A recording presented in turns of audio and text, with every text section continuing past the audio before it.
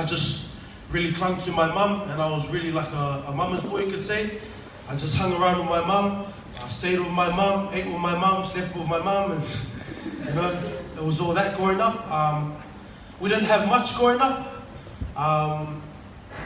We pretty much had nothing. My mum and my dad ran away and got married at a young age, so we didn't have much. Their parents didn't really want to support them, because my mum ran away and got married at the age of 18, I think, to my father, who was in the military at the time. They ran away and got married, so it meant that we had to fend for ourselves, my mum and my dad.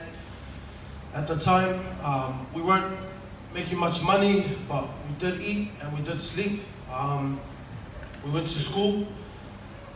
When I was about 4 years old, we came to New Zealand, and that's in 2004, I think it was 2004, we came to New Zealand, and I was 4 years old. My brother and my sister were in intermediate, so they would have been 10 and 11. My sister being the oldest. We were put straight into school. We were only meant to come on for a 2-week holiday, but at the time when we came, New Zealand, something happened with the New Zealand government, and they allowed all overseas visitors to get their permanent residency when they were in New Zealand. So we were lucky enough to be able to get our residency, and that's why we're still here today. We came and we stayed with my auntie. When we came to New Zealand, it was like a whole new world to us. I mean, back in the islands, we only ate bread, butter, and tea for breakfast, for lunch, and for dinner. And it had the odd taro and some lusipi on the Sundays. And that was basically life back in Tonga. We ran around with no shoes. And so when we came to New Zealand, we had like shoes. My auntie and them were buying us food. We went to KFC. We started packing on weight. We came really skinny. Like most island kids from the islands, you go to the islands, you come back skinny because of the weather and because there's not too much food around. And so we came skinny, and within a couple of months, we were all already packing on weight. We were enjoying the lifestyle. New Zealand to us was like a dream come true. McDonald's, going into McDonald's was like, wow, we're rich, we went to McDonald's. And you know, after a couple of years being here, my mum, at the time and still now being a single mother, managed to get a full-time job. And so we moved out from my auntie's house and we stayed by ourselves over on 5th Avenue. We were going to church the whole time from when I was born, and even up until I could understand what was going on. We went to church every Sunday. We were faithful. We did our prayers and so on. And so we basically came to New Zealand, and my mum was hoping that we could get a better chance in life because we basically had nothing over there in Tonga. And so when we came to New Zealand, we found a church over in Mount Wellington that we could start attending. And there was a Tongan church. We went there, and we basically went there every Sunday, and it was fine. But what happened was my brother and my sister, they started to grow up. And so me growing up, seeing my brother in intermediate, you know, I only know now, but they told me, because I used to wonder why my brother used to come into the living room and he used to just laugh at me and think I was so funny. And I used to think I was funny at the time. But after growing up, I realized my brother was stoned off his face. And that's the only reason he used to laugh at me, because it wasn't because I was funny, it was because he was laughing at me. And my brother was 10 or 11, and him and my sister, they started smoking, they started hanging out with the wrong crowd. They started doing a bit of drugs that I only found out when I got older. And this was the lifestyle I saw. And as they grew older, they only got worse. They started to get boyfriends and girlfriends. They started to get into relationships. And as a young boy, I didn't really pay attention to much of that. I mean, I stuck with my mum. I listened. I played video games. I went to church. I went to primary school, came back. And I was all good. I was just your average PI kid growing up in New Zealand. And as I grew older, I started to realize what my brother and my sister were doing. I started seeing them smoke, and I started to realize that this was the kind of stuff that was cool in our day and age. And so as I grew older, I think it was about 10 or 11, I started to notice what all this was. I started to begin to create an understanding for what a relationship was, and what smoking and what drugs was. And it was at a young age I was exposed to all those things, and pornography.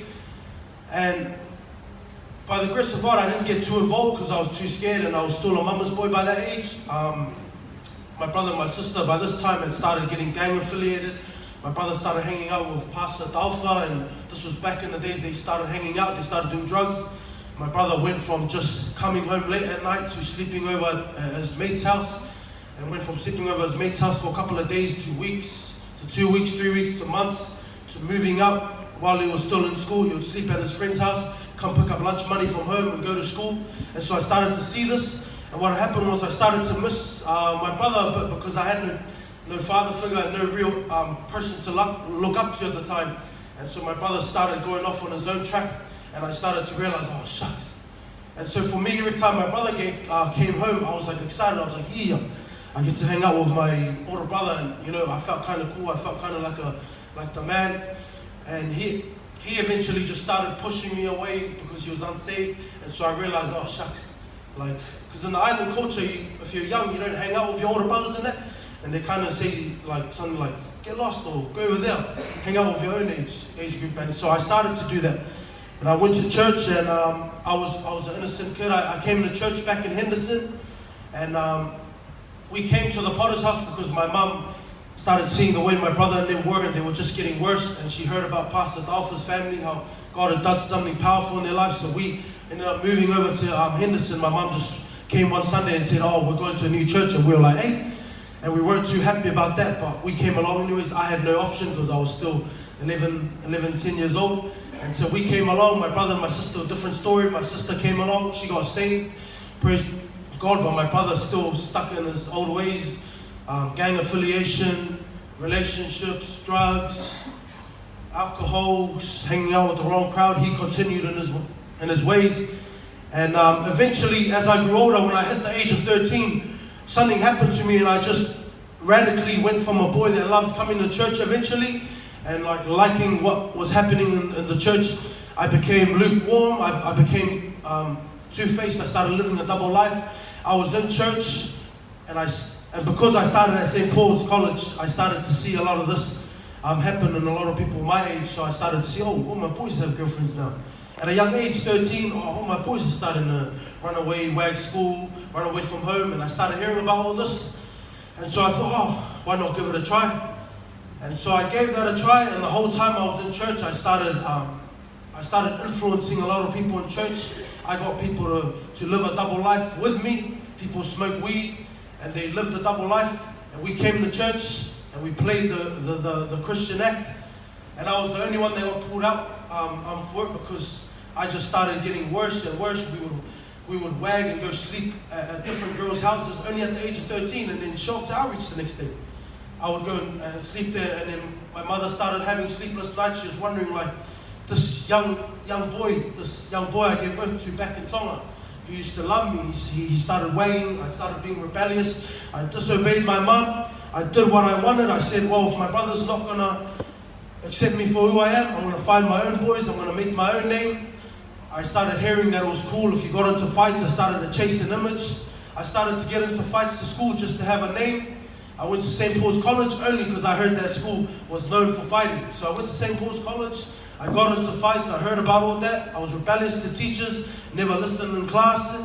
And when I built up the courage, I wagged school. I didn't attend school. My grades were low. And this was the kind of life I lived only at the age of 13. I started getting into relationships. I used to have 3 phones. It's stupid now that I think about it, but I had 3 phones. And it was because in class we weren't allowed to text. And I'd always get caught texting, and the teacher would take my phone, and I'd be like, oh, okay. I'll pull out another phone, and I'll just start texting again. Teacher would take that one, then I'll pull out another phone, only to text people. And a lot of these girls I got into a relationship with, I thought I was in love. Young love these days, but I thought I was in love, and I was like, oh, I'm the man. And I was like, going out with 3, 4 different girls, and it's all, I think about it now, and I'm like, what was I thinking, what was I doing? It got to a point where I started running away from home to see a lot of these girls. My mum had no control over me. She told me, what are you doing? And I said, okay, I'll go to school. Got my bus money, got my lunch money, bused to the girls' school, did the meetups, did everything, went to school, got in trouble, didn't care. They called my mum, came in, pretended like I felt sorry, woke up the next day, did the exact same thing again. It got so repetitive that after my brother got saved, he got involved, and he started to really put some discipline into my life and told me, you want to live like that? You want to act like a man? You're not going to live here if you're going to have your phone. And so when they really challenged me, because I grew up with no father, and this was the first time I felt like someone was challenging the way I lived, I started to get defensive. I remember one night, to make a long story short, they sat us down at the table and they said, Nella, if you're going to live here, you're not allowed your phone, because I was so out of control, I was rebellious, and the police started getting involved. And he said, if you're going to have your phone, you're not allowed to live here. And I said, sweet. And I said, take my phone then. And I said, I'll go put it in the car. I walked outside and put it in my sock, came back in. A message came in and I forgot to turn it on silent, and they slapped me. And I was like, oh, flat. And they kind of called me and they said, why is it still here? My brother came to grab the phone. My first intention was to stab my brother. I grabbed the knife, and then I was too scared and I ran, and my brother grabbed me. And that night was probably one of the longest nights I had.